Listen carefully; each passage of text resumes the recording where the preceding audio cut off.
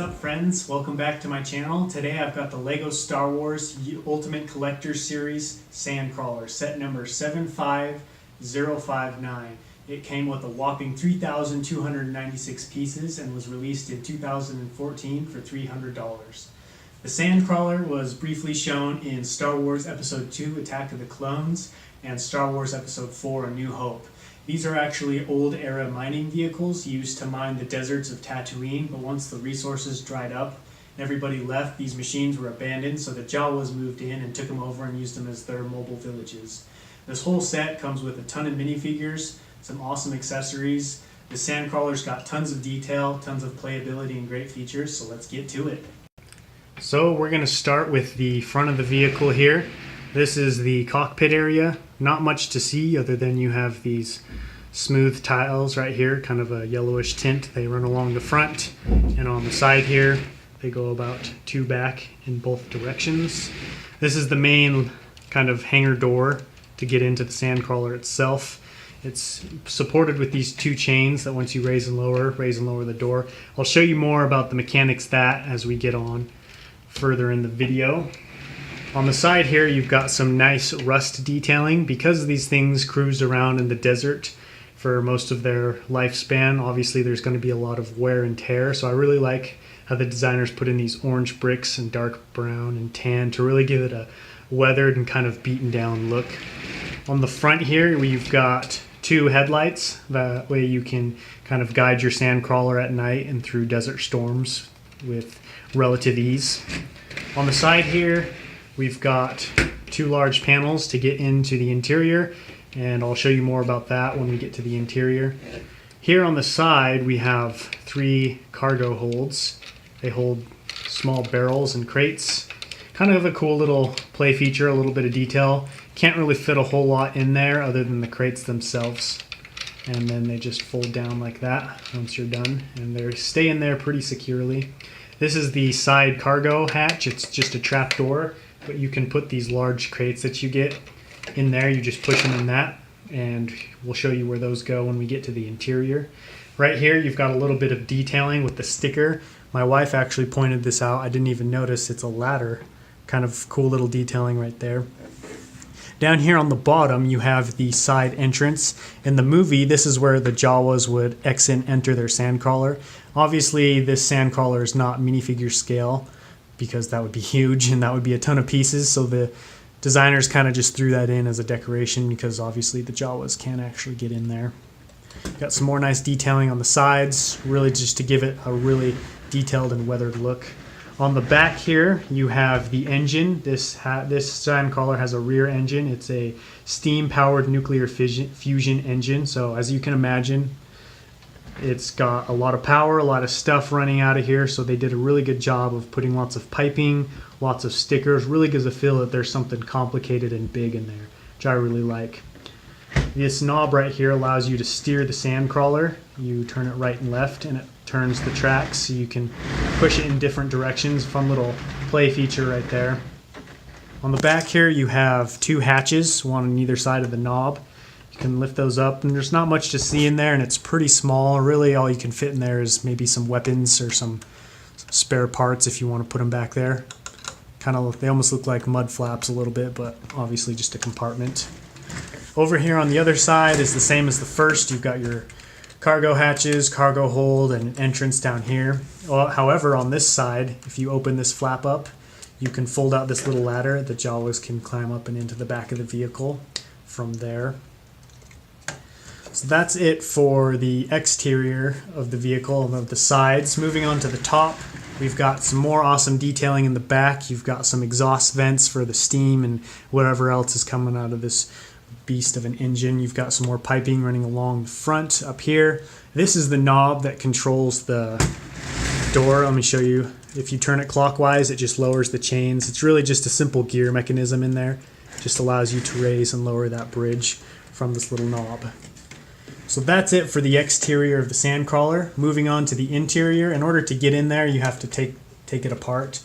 These top flaps come off fairly easy, and then we just open up these side panels like so, which allows us to get a good look on the inside.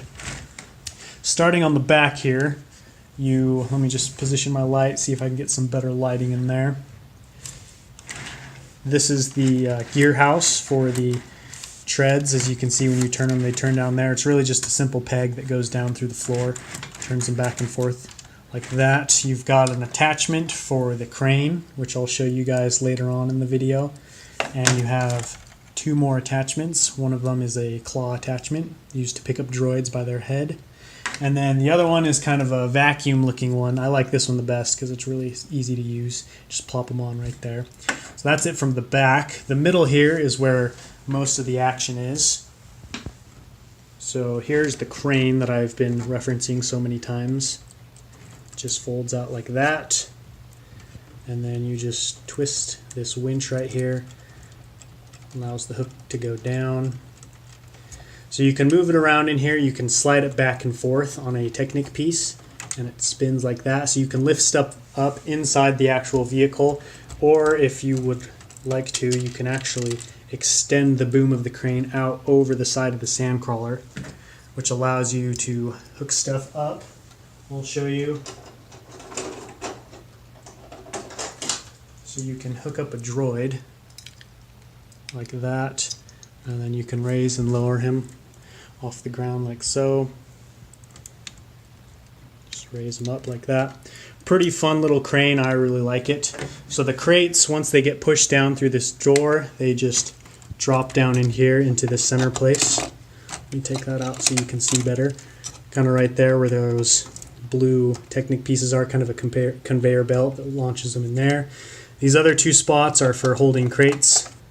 Just like that, you can put one right there, and then you can put one on the other side right there if you so desire. So the front side over here, there's not a whole lot to see. You can stick your little desert skiff right there, and you can kind of stick your hand in and play around in the front. The front view is pretty cool. I don't know how well you'll be able to see it with the lighting, but you can drive your little desert skiff out through the door there. And then there's also a crane right here. Yep, another crane. I love all the cranes on this set. It's really fun. So you can hook this attachment on like this, and then you can actually hook up these boxes like so. You just clamp them down like that. Oops. And then you can raise and lower. Oops, looks like I didn't close that enough. Just clamp them like that. Boom, you can lower them down onto your little desert skiff. And then just lower it down like that. And then drive off. And this crane piece is pretty sensitive. I've broken this probably every time I've tried to play with it, but it goes together pretty simply. So that's it for the main build and body of the vehicle. But last but not least, we have the cockpit area.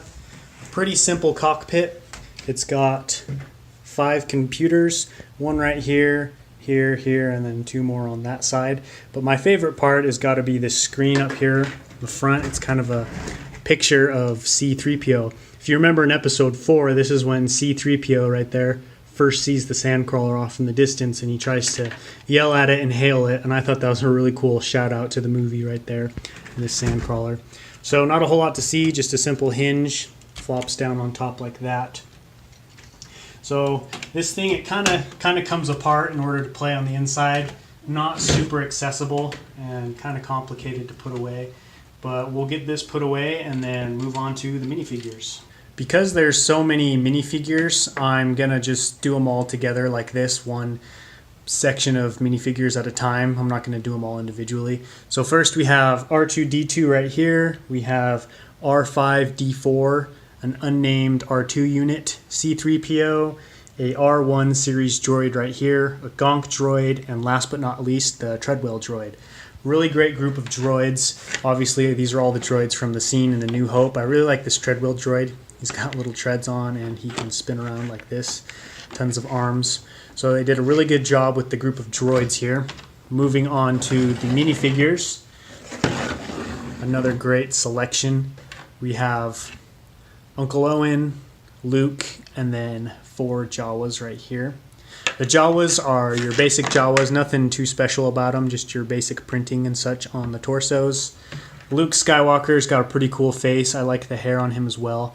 I am surprised they gave him a lightsaber though, because in this scene he hadn't met Obi-Wan Kenobi and gotten it yet, so I don't know why they did that, but I'm not complaining, I'll take it. Last but not least, we've got Uncle Owen over here in the corner. So that's it for the minifigures. The accessories are these 3 crates that you can use to put the droids in, or spare parts, really whatever you want. And then there's a little skiff right here. You can, I'm guessing it's supposed to hover and you can drive it around and kind of transport stuff. These crates stick on the back like that pretty easily, and you can transport them around like that. So review aside, I wanted to give you guys kind of my personal thoughts and opinions on this set. Growing up as a kid, I didn't have a whole lot of interest in the Sandcrawler itself. I thought it was kind of blocky, and I was more into the tanks and the fighting vehicles. But after I bought this set, I fell in love with it. The size, the sheer size of it compared to the amount of detail is just amazing to me. They did such a good job with the detailing, with the playable features. It's not one of those sets that you just build and set on the shelf forever. I've actually taken it down and played with the cranes and the droids and stuff. It's just so much fun, a lot of fun. The minifigures themselves are great. It's very rare, I feel like, from what I've seen in LEGO, that you get this many minifigures in such a great set for such a great price. Obviously, it's a little more on the expensive side, but well worth the price. If you guys can find it anywhere from $350 to less than retail value, I would definitely snag this set. It's really fun. I also wanted to show you guys the box just because I think it's awesome. Just the sheer size of the box itself. You can see it's super thick on both the top and the sides, and just the colors, all of it is great. Really like this set. It was a fun build, and yeah, I would highly recommend this one. So that's it for this video. Thanks so much for watching, guys. If you liked the video, make sure to hit it up with a like. If you guys have any comments, any questions, anything you want to know, feel free to leave it down below in the comments. I love your guys' support and feedback. As always, if you're new to the channel and you want to see more great videos like this, make sure to hit that subscribe button, as I put out new videos like this every week. And until next week, happy building.